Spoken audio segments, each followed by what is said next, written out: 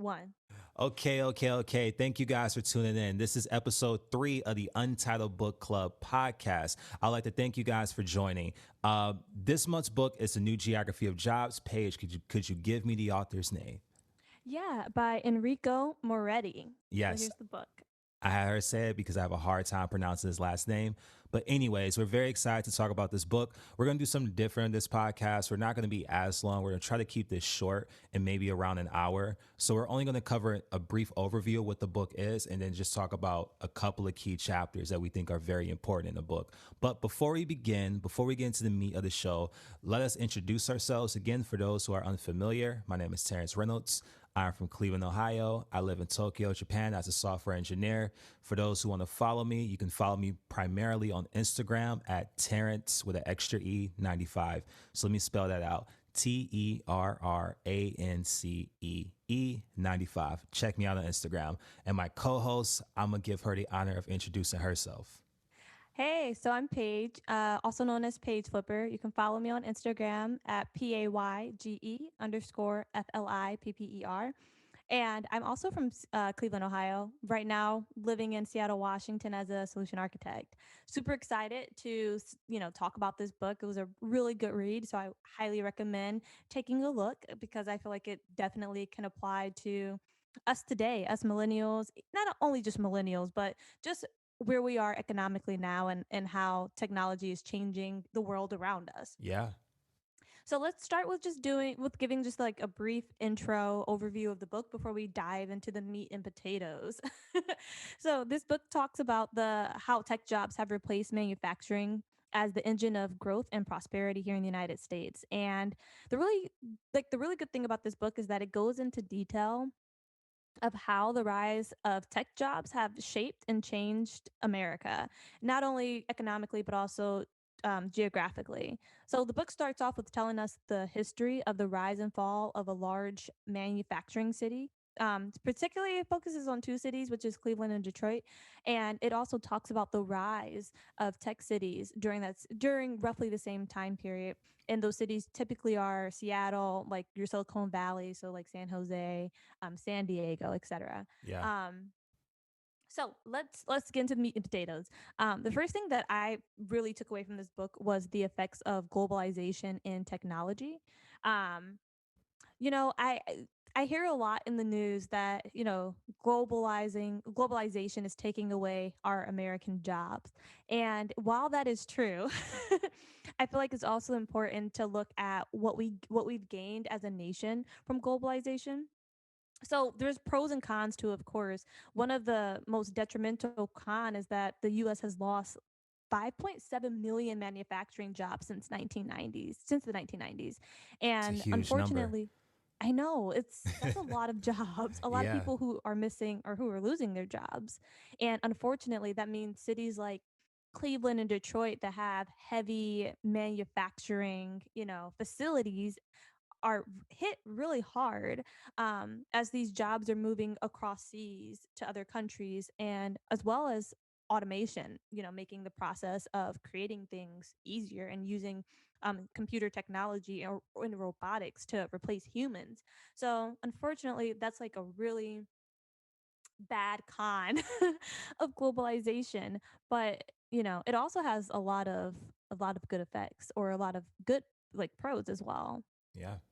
Yeah, for sure. You touch bases on a lot of it. The sad news is that with the new geography of jobs, I guess is the phrase that the book coined, it has winners and losers in this type of economy. And I think me and Paige, because we work in tech, we probably fall in the distribution of what we would say winners. Not that I'm trying to be self congratulatory, but just work with me here. And unfortunately, the people who I guess are on the opposite extreme, um, they're hurt tremendously when it comes to Mhm. jobs in particular. When it comes to globalization, they do benefit. I mean, we have to be honest. As a country, we benefit tremendously from the cheaper products and goods and services, and we're able to produce a lot more of them, and people can purchase them because we have international supply chains. But it does come at a significant cost. And Paige, I believe that you're going to get into what those costs are. Yeah. So first, I want to pause and talk about some of the advantages of of globalization, because a lot of the times we hear that it's just a whole bunch of cons, Yeah. but that's further from the truth. There are some positives, but to be transparent, there are cons that are hurting people. So just want to give both perspectives. As you mentioned, oh, bless you, you get one more today. Thank you. So funny thing, I count the amount of times Terrence sneezes and he's only allowed to get three. I'm pretty sure that was his third That one, was my but I'm third gonna one, let it but slide. I was not gonna let not it, on the yeah. podcast. So with that being said, though, one of the pros is comparative advantage, and that's let me read the definition for some folks, just in case you are unfamiliar with comparative advantage. That is the ability of an individual or group to carry out a particular economic activity more effectively than another activity. So, for instance, in the United States, where we thrive is the innovation sector. And this is something that the book talks about in detail and the effects of the innovation sector. We hold more patents than pretty much any other country in the world when it comes to innovation. However, where we're not strong anymore is manufacturing. Those manufacturing jobs have moved overseas, primarily to China. And while that has created a loss, a 5.7 million loss. Technology jobs are on the rise, and they have definitely, for instance, healthcare. Healthcare. I'm gonna just read some numbers that I did a quick Google search on. Healthcare, for instance, has 20.5 million people employed with 18% annual growth, and it contributes to 17.7% of the GDP of the US, where tech has 11.8 to 12 million employees with a 11% annual growth, and it accounts for 10% of the GDP. Manufacturing is on the decline. So, next last year is 2.4% increase, and it's expected to be 1.9% this year, 2021. It's supposed to decrease to 1.9 increase or growth rate. So slow Um, growth, and it's probably going to stagnate pretty soon.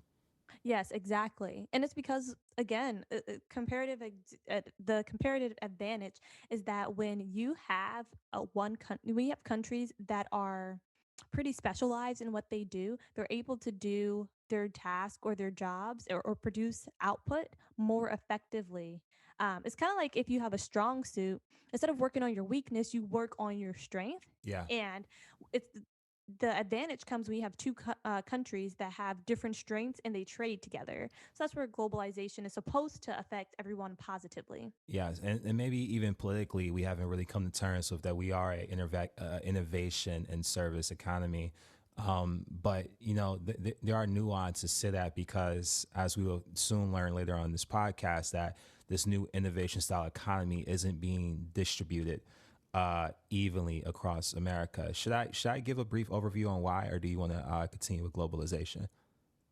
Um, you can give a brief overview as why. I do have a few more stats for tech.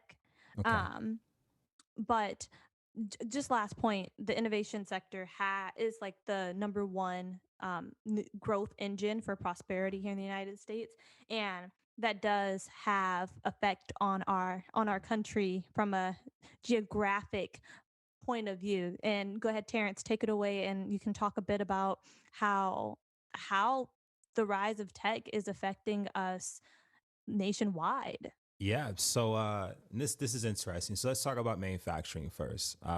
In manufacturing, I mean, theoretically, if you have a warehouse and you are looking to place a warehouse anywhere in America, you probably need primarily two things. You're going to need a large labor pool of able-bodied people, and then you're going to need those people that have access to transportation.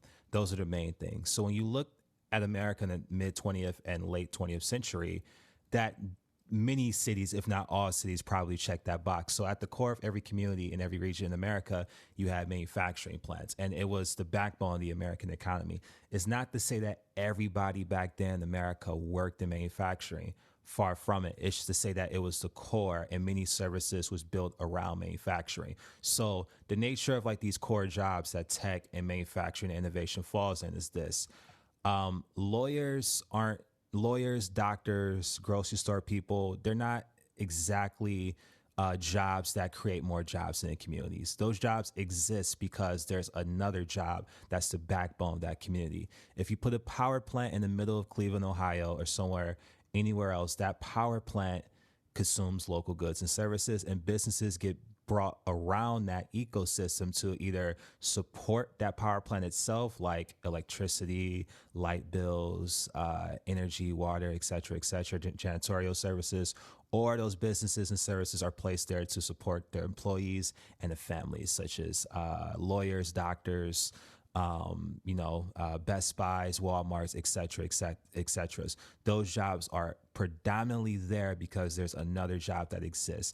And because of this, back in the 1970s and 1980s, the richest parts of America, such as New York City, and the richest parts of America, such as New York City and LA, was closing a gap in terms of like economic prosperity and income inequality with some of the poorer parts in America. So year by year, you started to see places like Flint and Cleveland really close those gaps between those bigger cities. And that was largely due to manufacturing and how it was evenly distributed. Unfortunately, as Paige mentioned, due to globalization, automation, and among many other things, those jobs slowly started to dry up. And what was left was cities that just so happened to have a large innovation sector. And there's many reasons why these cities have that. A lot of it is hard to predict. And the book talks about that. Like no one would have expected Seattle to be Seattle today. No one would have expected even like LA to become the film capital of America, like early in the 20th century. But the point is, like, due to many different forces, some cities already had the germination of the innovation sector. And what happened was a magnetic effect. The people who lived in these middle cities in America, who lived in these less innovative cities in America, they started to leave and branch out to these cities that had, let's just say, more of a or a larger innovation sector. And this compounded over the decades to the point that where we're at today, where you have massive differences between Cleveland and Seattle, where 50 years ago, there were probably very small differences. Is this a good overview or should I go into more detail? No, I think that's a good overview. And to highlight the difference and, the decline of people living in particular areas once manufacturing jobs started going overseas, I just have a few stats about Cleveland and Detroit specifically. So Cleveland, 1860 through 1930, as well as Detroit, both focused heavily on industrialization. So think of iron, steel, automotives, etc. Cleveland in the 1920s had they were the fifth largest in the nation, or the fifth largest city in the nation, with 900,000 people, almost a million. Um, and they continued to grow until their peak was in the 1950s, which was 914,000 people lived in Cleveland, making them the seventh in the nation. And then in 1984, when U.S. Steel closed after being open for 116 years, they started to decline. To today, we see numbers as low as 376,000. And Detroit has a similar story.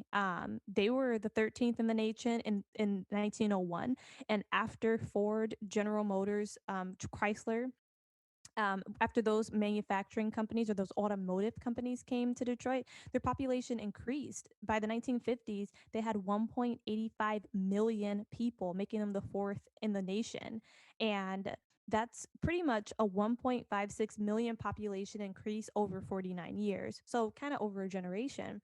Um, but even now, the U.S. Steel closed again in 1984, and Detroit also experienced a loss where today they only have 664,000 people, making them 26 in the nation. So we're seeing that these cities that had strong manufacturing bases, once those manufacturing went across seas, the population started to decrease. But where were those people going to? Where were these people going? Tell them, Terrance. Where were they going? They were going to the innovation hubs or the brain hubs, what the book also refers to. And these are your New York Cities, these are your Seattles, and San Jose and San Diego, Californias of the world. Now, I don't believe that this is in the book, but I actually was reading an interview that the author gave. This book, let's give more perspective. This book was written in 2012. So the interview is quite dated and a lot has changed because nearly a decade has passed. But The book, I mean, the author said only 15 cities he would actually classify as an innovation hub in America, which means that the America is more prosperous than it's ever been before, but most Americans probably wouldn't say that they feel like that. And that's largely because it hasn't been growing evenly across these regions. These 15 core cities that are the predominant innovation hubs have been seeing a disproportionate amount of growth because due to the forces of what the author refers to as agglomeration, which is a simply like in simple terms, it's like economies of scale that it is much easier to do business where there's other businesses that are similar to you, and it's easier to like work in certain areas if there's other workers who are very similar to you. It acts as a magnet. So these people were just going to these 15 main cities, and many cities, unfortunately, like Cleveland, was slowly starting to dry up. And we're a product of that. As we mentioned earlier in the podcast, Terrance is in Japan. I'm Yeah. I'm in Seattle, and we were both from Cleveland, from the Steel City. And look at us. Yeah, I mean, to give perspective, this is an economic book, but this is a book about humans. I mean, this economics is a story of humans. It's just data points. So when you really think about it, like my mother, my father, they were born in the 1950s. My grandma was born in the 1930s. The way they described Cleveland back then is much different than how I would describe it as me growing up as a 90s baby. It's like those statistics suggest it was one of the most influential cities in the world. Could you believe that places like Cleveland had a millionaire's row where like the richest people in the entire country, possibly in the world, live there? And that really goes to show you how much those industries were massively influential in America. Nowadays, a lot has changed since then, and it's a city with a different soul. Yeah, and it's unfortunate because in the book it talks about how because of the chapter is called the Great Divergence. That's when you have people moving from one geographic location to go to the one of those 15 cities that Terrence was talking about. And unfortunately, the winners, those cities are the winners. They become stronger while the losers, which would be like the Seattle, not Seattle, huh, not Seattle, the Cleveland and Detroit become worse because they are experiencing a brain drain of sorts or a talent drain, a human capital drain, because everyone is leaving to go to these top 15 cities. Yeah, and a lot of it is really just based off of coincidence. If you think of what was the magnet that started off with Seattle, if you go back 50 years, 60 years, Seattle had a negative reputation. There was, in fact, the book says it was like billboards. It says the last person leaving Seattle, please cut off the lights, because I believe that Seattle was a relatively successful port city, but was high in crime. It didn't have a highly educated population. It was not any like there wasn't a real difference between Cleveland and Seattle. Like, if you go decades ago, and for some of our listeners, it's within their lifetime. But what made Seattle different was Microsoft's very own Bill Gates. When Bill Gates was founded Microsoft, it was originally in New Mexico. If I'm not mistaken, I believe it was Albuquerque. Albuquerque, New Mexico. And Albuquerque had a great college. It had a pretty nice sector. It wasn't at the tipping point to classify as an innovation hub, but it had the seeds there if someone were just germinate those seeds or water those seeds. And for whatever reason, I think Bill Gates and Paul Allen, the founders of Microsoft, I think Bill Gates is from Seattle. He decided to Hmm. move the city there, and the city didn't really have all the ingredients for a successful city. He just wanted to live there. But because Microsoft was massively successful and so big, it started to attract other tech businesses as well as farmer ecosystem around it. So you have venture capitalist firms moving to Seattle. I believe Amazon's in Seattle, and one can Hmm. probably contribute that one part of the reason why Amazon is in Seattle is because of the work that Bill Gates did a decade or two prior. Jeff Bezos used to live and work in New York City, so he went all the way out to Seattle because Seattle today versus Seattle in the past is much different. I believe a large percent, I don't want to give statistics, but it's a huge percent of people in Seattle who have college degrees, who are high skilled, and they work at a very profitable tech company. So when you have that ecosystem, when you have that backbone like Microsoft, it has a rippling effect throughout the entire region, creating tons of secondary jobs because of it. One can argue, interestingly enough, that for every person that moves to every person that moves to Seattle as a software engineer or as a high skilled worker, that software engineer living there tends to create more jobs for the local economy because they have such a high salary, and they go out and they spend things on discretionary goods and services, which directly employ people. Again, I was reading the author's interview from years ago, so the data may change, but he argued in his interview that the average worker in Seattle probably, or software engineer, high skilled worker, probably employs 5 different people. And I know a lot of people who work in tech probably don't think like that, but really think about it. The fact that you work at Microsoft probably had to hire cooks and things like that to support you, hire janitors to clean your desks. That's people who are being employed. You spend money on yoga sessions, therapy sessions, doctor sessions. Those are people being deployed and when employed. And when you expand this over a 10-year time frame, the fact that you're there encourages other software developers to be there. You really start to see how these cities start to bridge apart pretty quickly and Mm-hmm. exponentially over time. For sure.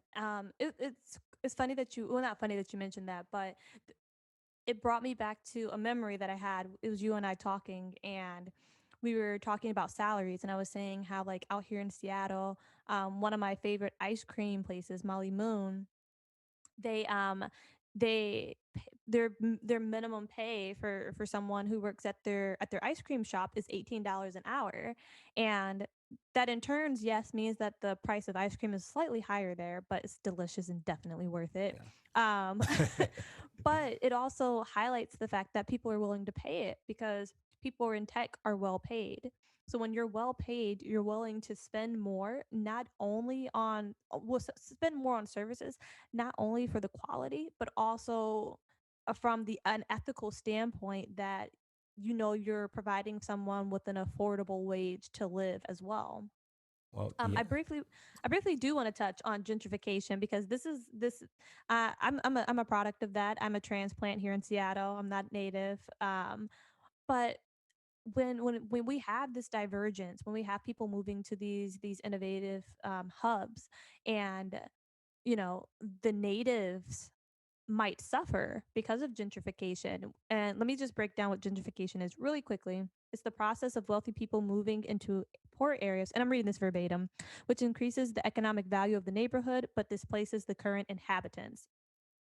And depending on when we see a homeless problem happening in, I think it's is it it's San Francisco, many Yeah, cities LA is in California. huge. DC Yeah. has a massive homeless problem. Like it's insane. So we're seeing this, and while these jobs are being created, we're also seeing the prices of housing rise. And one of the things that the author Enrico mentioned in the book to prevent or not to prevent, but to limit the impacts of gentrification from this great divergence is to really focus on the supply and demand, because that's really why the prices are raising. Supply and demand, the more people that are moving to a city, the supply of housing go down, which makes and the demand is going up, and that increases the price. So one thing that Seattle did really well is allow people to build really tall um, apartments in downtown Seattle, and that kind of offsets the supply demand problem. But just want to briefly touch on that because while these jobs are being created, we also have to be slightly mindful that you are potentially displacing people who were inhabitants there. Gentrification is great for homeowners because you can sell your home, make Yeah. bank, and move somewhere else. But for the people who are renting, it can be problematic. It can be extremely problematic. I mean, you look at Silicon Valley. I think I was reading a statistic like earlier this week that they have a house shortage of millions of homes in that area, and it is pricing people out to the point that a single floor bedroom house, I mean, a single floor, like 3 bedroom house can cost you upwards of 800 to $1 million. But then you go to places like Austin that doesn't have that big of a land problem. It's half the price, or it's a fraction of the price. You can look up the numbers yourself, but it Mm-hmm. really just goes to show you that it's great that these innovation clusters are encouraging high end workers to come there, high skill workers to come there, but it we do need to back it with good public policy. Now here's the thing. Now, because I do want to touch bases on this, that it's not a surprise that people who work in tech and who are high skilled are very well paid. But what may surprise you is that because the presence of those highly educated residents are in the city, it actually increases the salary for the average high school worker as well. So the book gives a pretty interesting perspective on this. If you take a city on the lower extreme, I can't pick one off the top of my head as an example.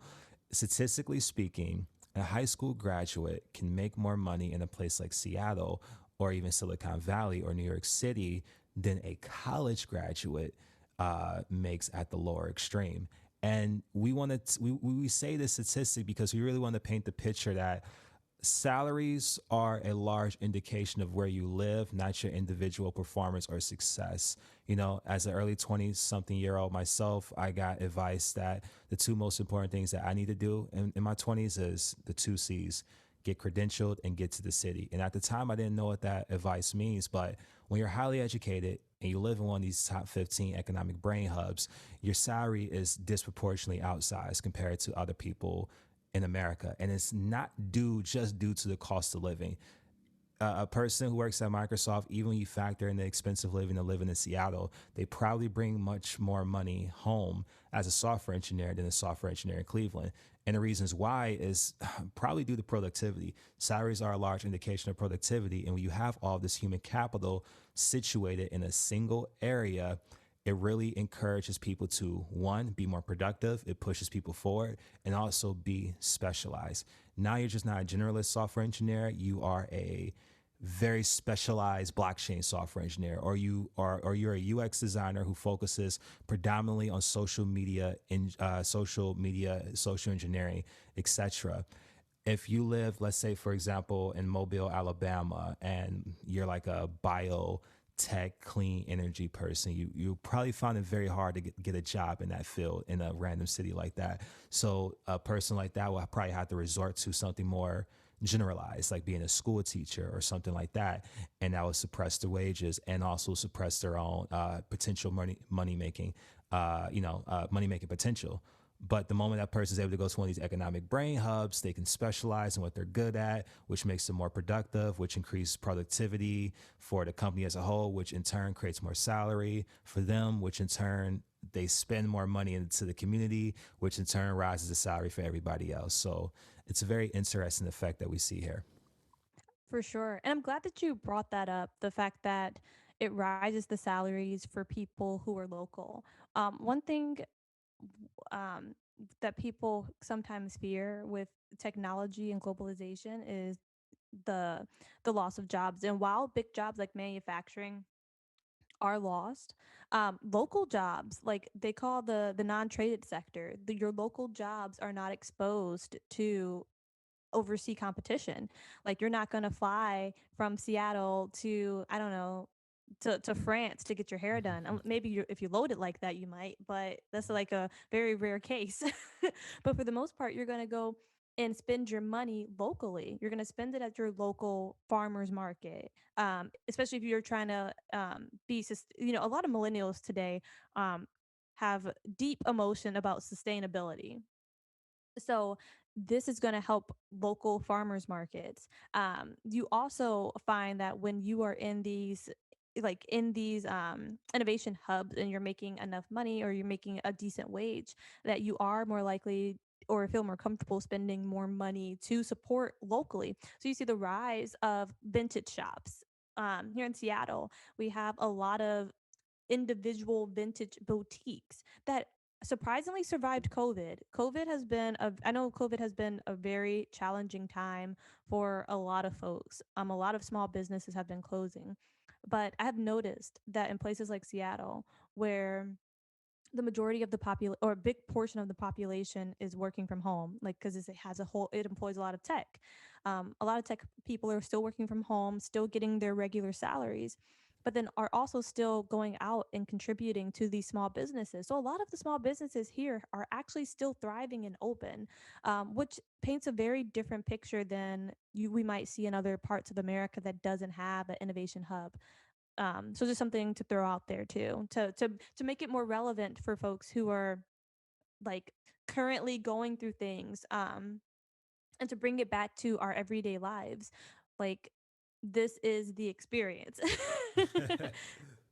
I don't know what else to say, but this is the experience. Like, a lot of people are suffering and a lot of people don't have jobs right now. And this is, and I know this, they don't talk about this in the book because, again, it's written in 2012. So there's no way they're going to have an insight that a pandemic was going to hit the globe. Yeah. But it's like really highlights the fact that when you are in these innovation hubs, even if you have like a high school degree, you are still benefiting because, and at least in innovation, the jobs will like it will carry you. It will carry these smaller businesses. Yeah, yeah, and the pandemic is certainly it's a change agent. I don't know how else to describe it. So it's very interesting to see if these forces will remain. I mean, you're seeing the rise of work from home culture that's happening due to COVID, and many companies are starting to allow people to work from anywhere. I think Facebook recently announced it that you can work anywhere you want. You can be a remote first worker, and it's a company policy. However, what they're going to do is cut salaries if you don't live in the Bay Area. So that's an interesting debate that needs to be had on whether or not they should be paid the same. But um, it could change. I don't know where you stand on it. I am of the fence that even something as powerful as this pandemic is temporary. I believe, especially for young people, we have every reason to live in the city. We have everything to benefit from the proximity, being educated by people who are a couple of years older than us, who can mentor us, help us. A lot of us are young and single, so we want to meet the love of our life, and so many of us meet them while at work. So I don't think COVID is going to. I think that this trend for young people is going to be very temporary.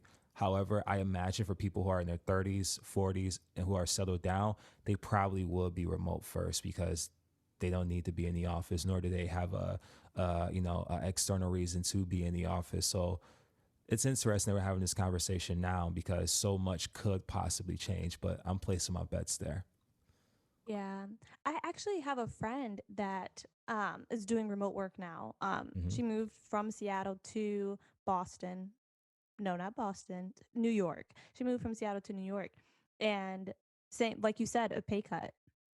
Yeah, Like when you're moving geographic regions, they will cut your pay, just because of the cost of living. yeah, So I have had friends who are remote working and people who are, planning to remote work more permanently. And that's the reality. But I do agree with you that as young people, we have everything to gain from living in the city and being in the office. Of course, like you can have a blended work from home slash office, like go into office a few days a week and then work from home the other days. hmm, But we have, like you said, everything to gain because mentorships, networking, learning opportunities. And one thing that Satya said, Microsoft CEO, that kind of stuck with me is that we're by pushing for working from home, we are taking for granted the little conversations that we have with people that spark an idea. yeah.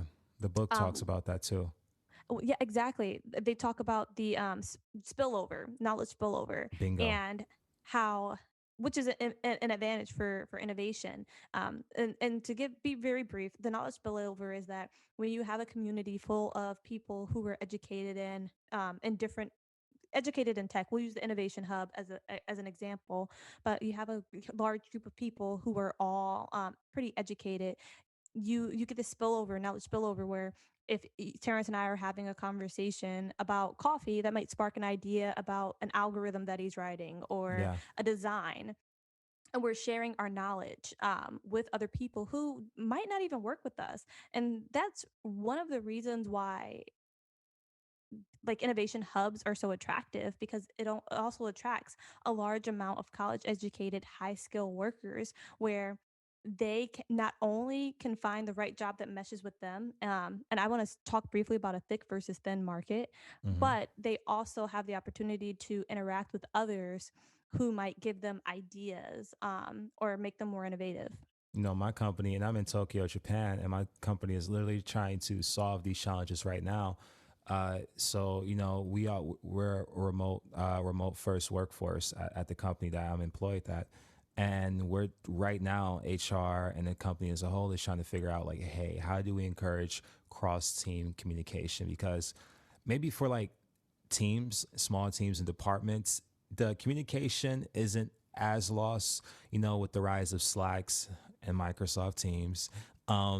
We just joking. And Microsoft Teams, we can quickly send people messages. And me as a developer, I feel like I haven't lost much from working from home. In fact, I think I gained more. But the thing that I have lost is that I would never be able to talk to the sales department. I would never run into the marketing department, our solutions department, our customer service department, like that indeliberate conversation of, hey, what are some of the challenges the customers are facing as I try to make small talk.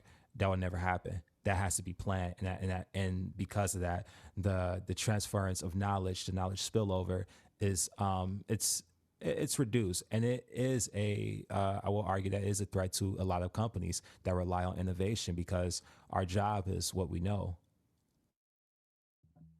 Yeah, I agree.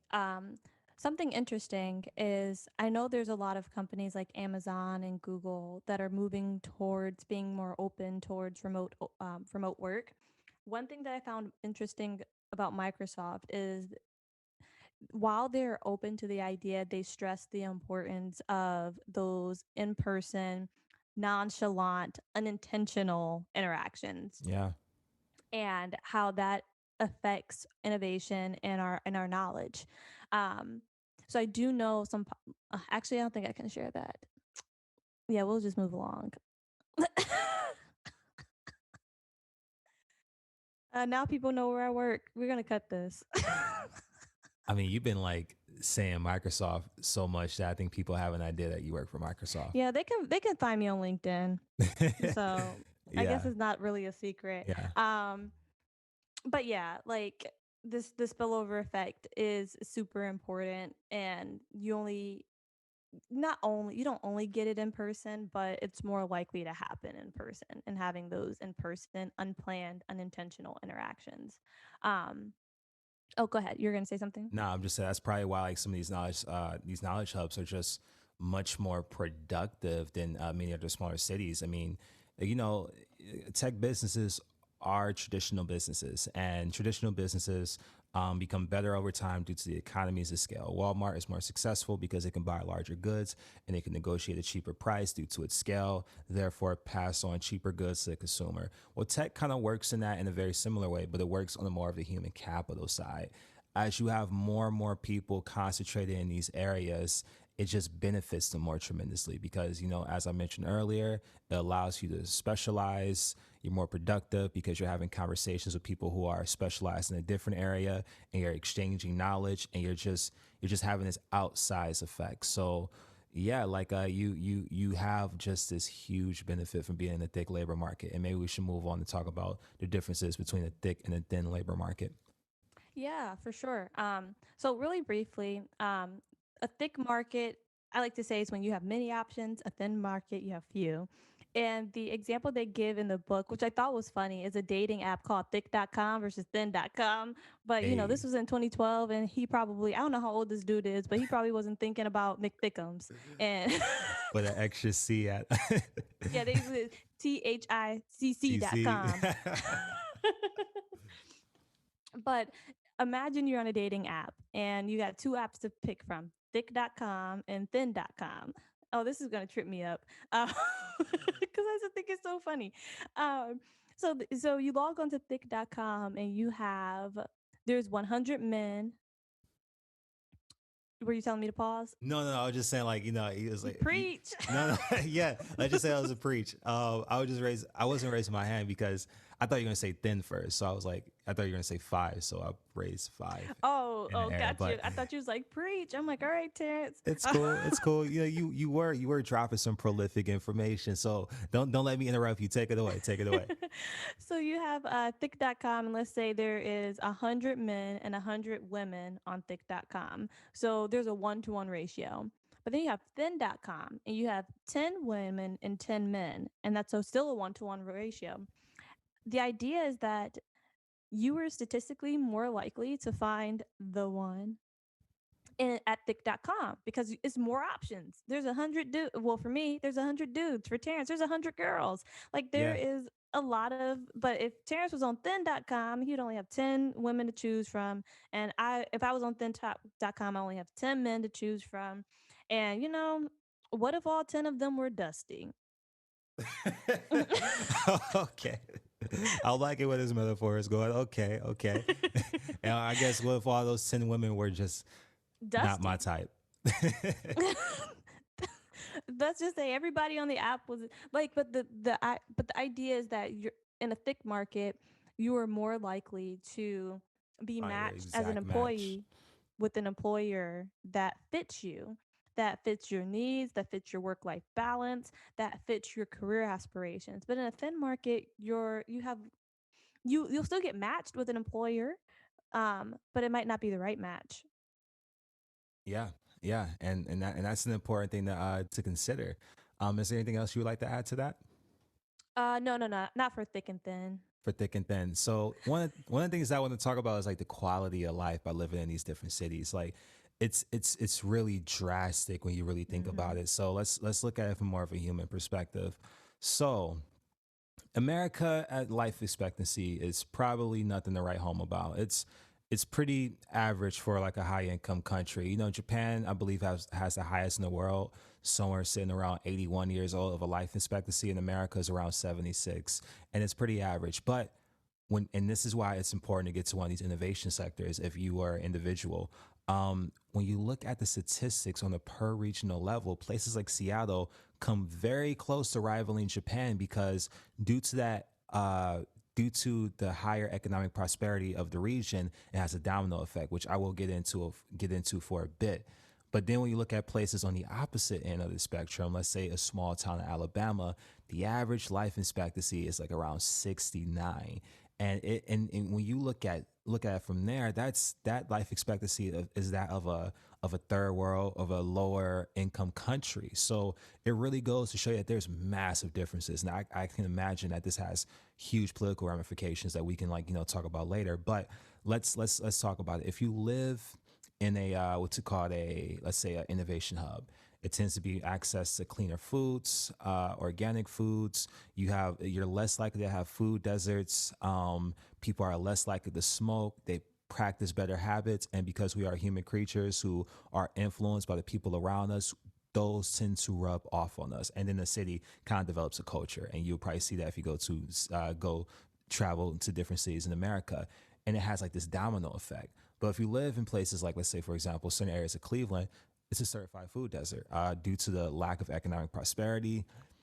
There's less of an incentive for many grocery stores to like build in those particular neighborhoods, and those people are more likely to what's it called, have fast food as a meal replacement, which will in turn increase their chances of diabetes and other healthcare complications. And because they don't make a lot of money, they can't go see a doctor, and they probably pick up other bad habits and they start drinking, smoking, etc. more and more. And you can see how like this divergence start to happen on a personal level. Literally, if you take person A and you place them in Seattle, their life is statistically likely to be better than a person B who's placed somewhere in Alabama. Not to pick on Alabama, we love y'all, but it's just to really provide that perspective. And it's something to really consider. If is a lot of our listeners, they're around our age, yeah, maybe the most important thing for us to do, because this force is a force like gravity. It's something that we probably won't be able to change, is to clearly get educated and get to a city, because there's just so many pros in getting to one of these hubs versus, unfortunately, like I guess maybe staying in the cities that we came from, or maybe going to less successful cities who don't fall on this upper end of the spectrum. I like that you brought in the human aspect of it. or the humanity of it, of living in these cities. And you're absolutely right. Like here in Seattle, there is such a variety of food. Yeah. There's a big move for sustainability. So out here, the habit is to compost or to use compost and to try to reduce the amount of trash that you're using. Yeah. And when you see your neighbors doing that, if even if you're not from Seattle, you'll start to kind of follow suit. And if you see everybody else in your neighborhood or everyone is fit and eating healthy, then you are more likely to fall into that too. Heck, One even thing oh, sorry. Oh no, you're fine. Just briefly, one thing to touch on too is the fact that depending on where you are, for instance, mental health might not be accessible or might be stigmatized in a particular area if you're from a particular area. And that tends to be areas that are less educated. There's a stigma around mental health. And then there's also in those poorer areas, you don't have access to it. So it might not even be a stigma, it just might be you flat out don't have access. Once you move to these innovation hubs, not only is the stigma removed, well, I can't speak for every innovation hub. I can only speak for Seattle, Hmm. but the stigma is not only removed, but you also are given the resources to get treatment or to get counseling or to talk to a therapist. And that increases your quality of life because stress is a killer. Stress will shave years off of your lifespan. Yeah, yeah, absolutely. And even something that's like you wouldn't think this is an economic issue, and it probably isn't, but even like love, for example, like people in places like these innovation hubs are just less likely to get divorced. And if you go back to that metaphor of thick.com versus thin.com, you are much more likely to meet the person that was meant for you in the first place because these hubs tend to have just larger population size. So yeah, it's I read this book in my mid 20s, and if I would have read this book earlier, especially as a teenager, I probably would have deliberately chose a bigger city. I think instinctually we know this. Like many of us from Cleveland, like the one of the most common things that people say when they're young is like, I want to go to New York City or I want to go out to Cali. Like we kind of know this. And maybe we don't have the information or the tools at such a young age to describe the reasons why. And this book was a bit of an eye opener for that. Like it gave me the exact reasons why. Like so much has changed since the 1980s. And our parents, for example, may not have said they wanted to go to New York City or go to LA as much as we did in our generation, but we kind of knew it. And I think that's the interesting side of it. That's the human side of it. Like although most of us aren't economic majors, and we aren't either, we're just some people who just read the book. We kind of like feel it because we are people, and we feel the forces that are around us. I love the way you describe that, because I too share that experience where I didn't know exactly what was pulling me to go elsewhere to somewhere bigger, but I also knew that that was the move. It's just unfortunate because, as again, back to that concept, while the people who move to these innovation hubs, we get stronger and stronger, that means that leaves a gap from where we're originally from. If where we're originally from is a place that doesn't have an innovation hub. So as you're moving from these cities, from your hometowns to go to these 15 or top 20, whatever the number is now, innovation hubs in cities, it is leaving a gap, and those cities are getting worse. And I think, Terrence, you're going to talk about how that's affecting us politically. Yeah, and this is just an open ended, like part of the conversation of that. How much does this new geography of jobs or the great divergence in the way he described it is contributing to polarization in America? Quite frankly, when you go to certain areas of America, like, these people just they don't. It feels like they don't recognize each other anymore. It feels like there's two different countries. Like you have one group of Americans who believe, hey, these are our priorities and this is where we want to be heard. And you have another group of Americans who are like, well, these are our priorities and this is how we want to be heard. And it seems to be no middle ground. And some people will say, well, culture changed, but a lot of culture is impacted by economics. We don't want to admit it, but a lot of our problems do revolve around money, because money is the root of many things. So because money is rooted in prosperity, et cetera, et cetera. So um, it makes me wonder, like, is as tech, as tech follow its natural path of agglomeration, and it becomes more concentrated in these areas, and other high end like fields as well go out into these specific areas, will that middle ground just cease to exist? Because we as a culture, and rightfully so, we talk a lot about the 1% and the income inequality from the 1%. And it's huge. But it's also huge income inequality. People who have high education, who work in a high skilled job, who live in one of these brain hubs, versus someone who is just a high school student. The amounts are vast, and it's a night and day life experience. And if we don't do something as a country to figure this out, we will probably see a divergence, because it's not just a great divergence economically, it's a great divergence in your own standard of life, your life expectancy, and it's also a great divergence of where you probably stand politically, because where you stand politically is influenced by all of those factors that we outline. And we need to find a way to, like, I guess, close this gap, because this gap isn't a good thing. Like, it is not a good thing. It's not, it's probably not ideal for us as a country to have so many people who are benefiting, while there's an even greater number of people who just feel stagnated. So yeah, this is just my open-ended thoughts. What do you think, Paige?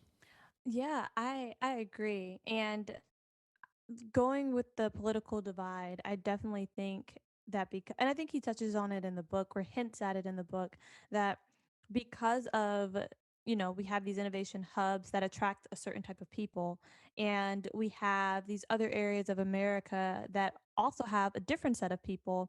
Our lives are night and day, and there we are becoming more and more divided as that gap between the 99% have and the 99% have not. And I'm saying that because there's still that 1% who are the true haves. But Yeah. like, we're all, 'cause everyone else, the other 99, we're all have nots. But there's a clear divide or division between the people who are, higher up in the have nots and lower down in the have nots. So, oh, sorry.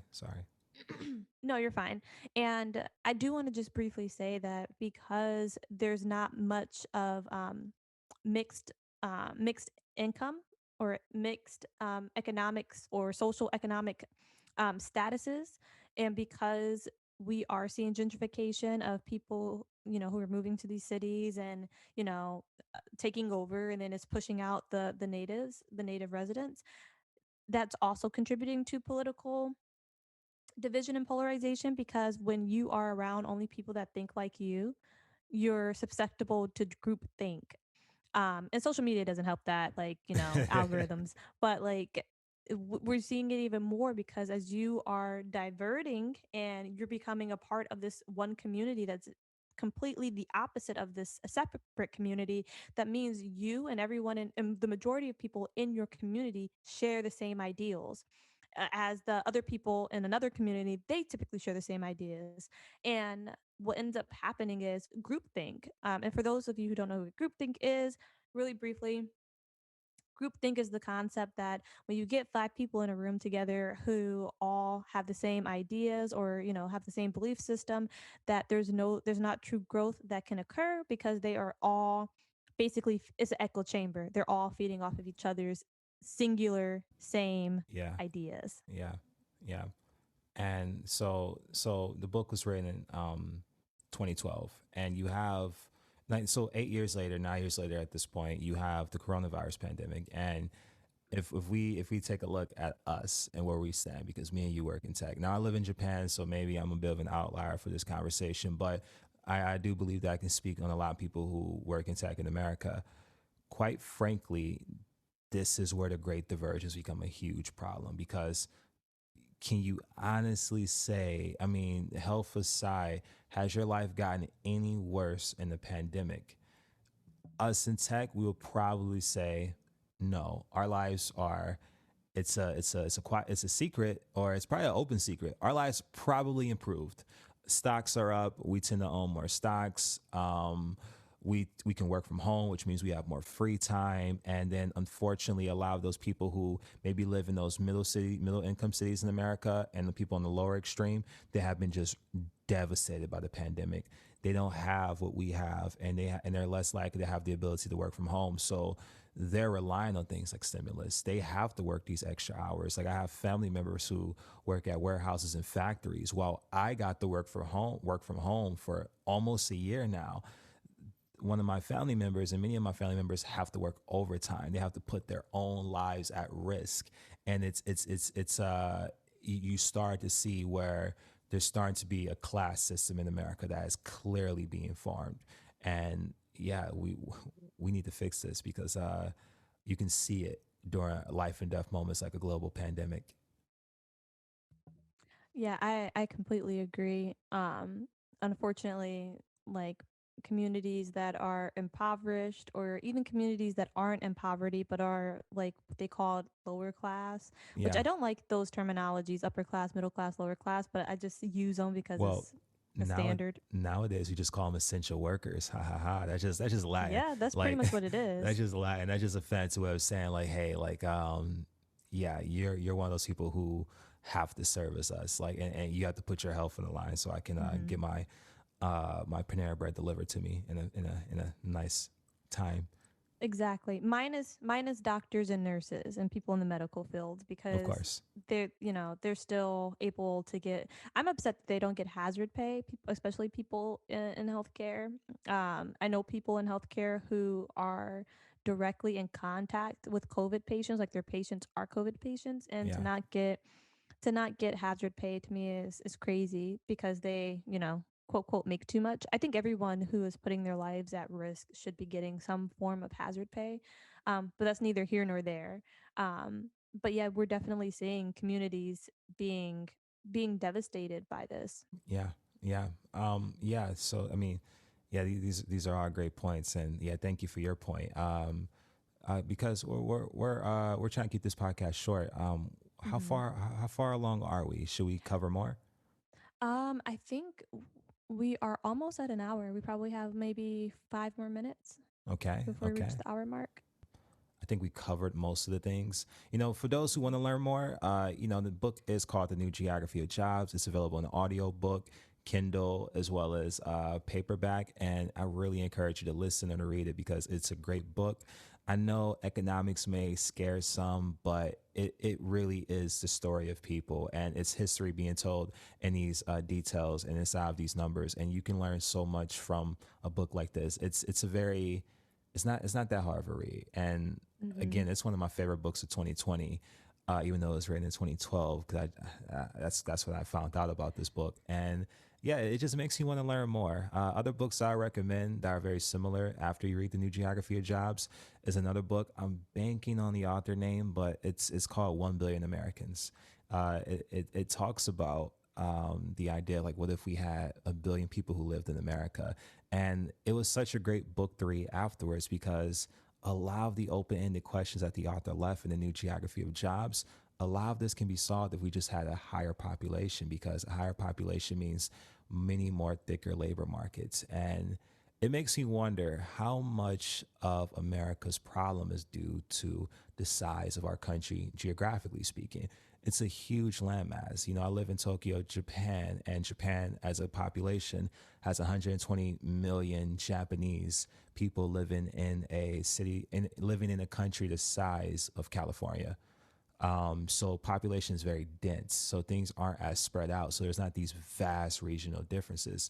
But in America, we have 300 million people living in maybe the third or fourth largest country landmass, contiguous landmass in the entire world. And many places are very empty and very spread out. And because it's such a small population, there will never be innovation sectors in some of the bread baskets of America. So there's a lot of big ideas that can be built on after reading a book like this, and reading books that book that I also recommended. And yeah, it just gives me a lot of questions that I'm probably going to be thinking about. Yeah, I'm happy that you mentioned that book. The was it if America had a billion people? Yeah, just type in 1 billion Americans on Google. It's like a blue cover. Okay. Yeah. I that's probably going to be one of my next reads. So maybe we can do a podcast on that in the future. Yes. Like, comment, subscribe, and let us know what you think. Yeah. So, many people didn't believe that we can do it, but we are around an hour. So if you listen this far along, we want to thank you for it. We really appreciate it. This is episode, I believe, episode 3. Three. And again, we're just building this plane as we fly it. Slow. We're making slow improvements. I don't know if you guys noticed, but the video quality has been getting better. The audio Better quality of the mic. microphones are getting better. We invest into better technology, and I'm getting slightly better over time with editing. So if you want to see a podcast grow, really really hang in there with us, because right now this podcast is a baby, but stick with us, because as we go through this year and next year, we really have good plans for this podcast and where we want to take it, and the overall YouTube channel. So thank you for listening. Yes. That is episode 3 of the Untitled Book Club Podcast, real name coming soon. I'm your host, co-host Terrance Reynolds. And I am the other co host, Paige And take care, everybody. Flipper. See ya.